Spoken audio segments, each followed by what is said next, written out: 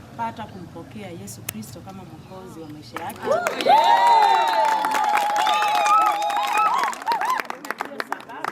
Tunakusanyika hapa ili apate kutusalimia.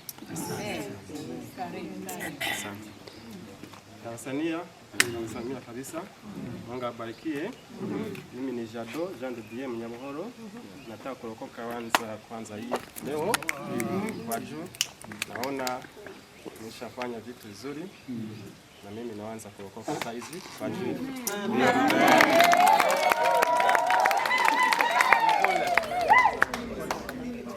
Baba, katika jina la Yesu Kristo tunasema asante. Tunakushukuru Mwenyezi Mungu kwa sababu ya ndugu ambao Mwenyezi Mungu amepeana maisha yake katika Yesu.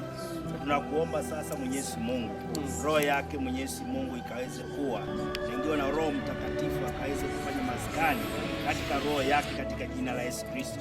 Tunaomba Mwenyezi Mungu akaorodhishwe na wapendwa katika siku ya kiyama, tukakutane naye katika siku ya kiyama tukashukuru.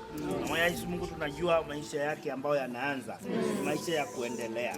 Sasa maisha haya Mwenyezi Mungu ya kuendelea, tunayatabiri mema, tunayatabiri kubarikiwa, tunayatabiri Mwenyezi Mungu kuwa na nguvu za kiroho katika jina la Yesu Kristo. Tunabomoa jengo ambao lote la shetani na kujenga makazi ya Yesu katika jina la Yesu Kristo. Ukambariki, ukamuongezee mapato Mwenyezi Mungu katika jina la Yesu Kristo. Tuomba na kuamini. Amen.